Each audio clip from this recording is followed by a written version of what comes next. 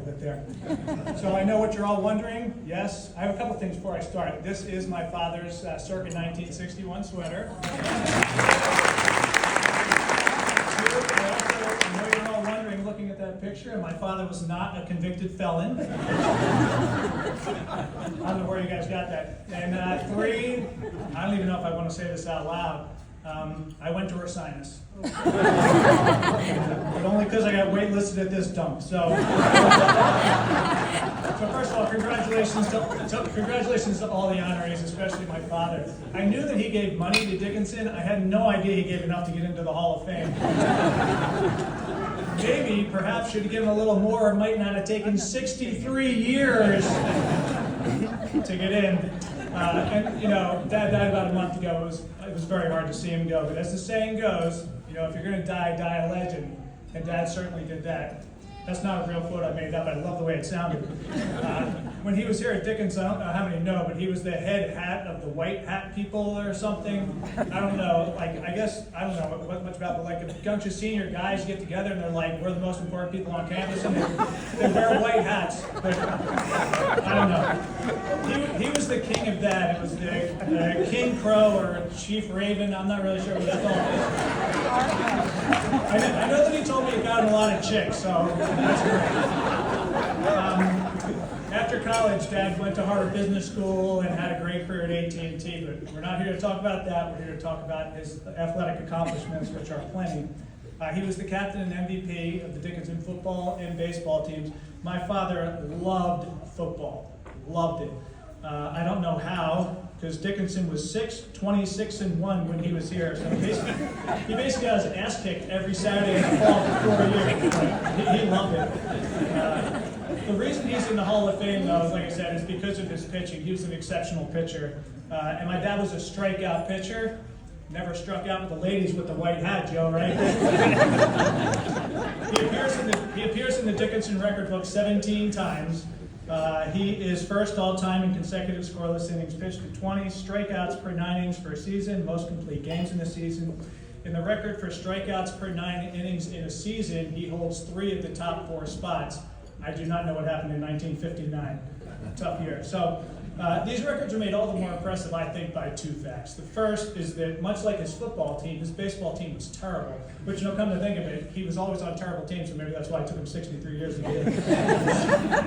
But his record, so his baseball team was 22-36-1 during the 4 years he was here, which is awful. And it's really hard to be a successful pitcher on a team that's terrible.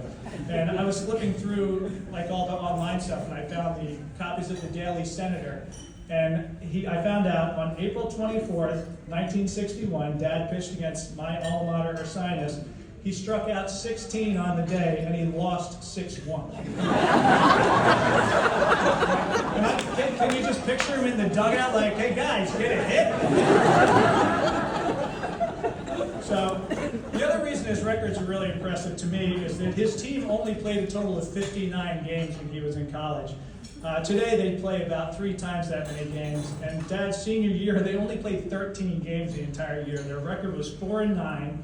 That year Dad had 5 starts, 5 complete games. His record was 3-2 with a 1.2 ERA, and he had 81 strikeouts. So, in other words, he set the career record for strikeouts and pitched 5 games, which is incredible. He was irrefutably one of the greatest pitchers to ever play at Dickinson, which reminds me of one other interesting statistic. 63 years. 63 years. So the record for most complete games, I think he only holds because no coach in his right mind had the balls to take him out. He was offered a professional contract to play baseball after college and turned it down. He was an incredible D3 pitcher, but he knew he wasn't going to make it to the major leagues. Instead, he went to Harvard. He got into tennis. He became a nationally ranked tennis player. As he got older, he won his club championship in golf twice. He became a high school coach. I coached, and I convinced him to coach.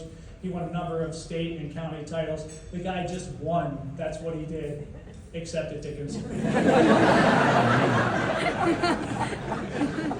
So a couple of weeks before my dad died, I had come here to film the video, and we knew he was getting sick pretty quickly. And I wanted to make sure that he knew that I had come here to film the video because I wanted to make sure I still was in the inheritance. So we were driving back from the city, and I told my dad, yeah, I went to the video, and my dad says to me, well, the good news is that if I die, you don't have to go to the flipping party. Now, he didn't say flipping, but that was Dad. He wasn't much for pomp and circumstance, but we certainly are not going to miss out on this opportunity to celebrate. So my sincere thanks to Dickinson for getting the video done. Basically, I came to do the video. We knew Dad was pretty sick. I really wanted him to get a chance to see the video, so I emailed. They got it back to me in like 2 days, just a couple days after I did it. I did not watch the video with my father because he told my sister that he didn't want anyone crying in front of him, and I almost started crying and watching it. I've seen it like 10 times. So there was no way I was going to be able to watch it, and I actually wasn't there at the time, and I told my sister, I'm like, listen, if you think Dad's not going to make it, make sure he has a chance to see the video. So she watched the video with him, and at the end, he now thanks Bruce, and that was enough for me, and I'm incredibly grateful for that. So as a thank you to Dickinson, I have 4 Dickinson tie tacks and 2 ball marker repair tools we found in Dad's box of crap. So I'm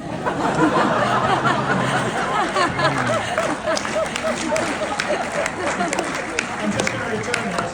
You can put those in the Hall of Fame with his bust when that comes back.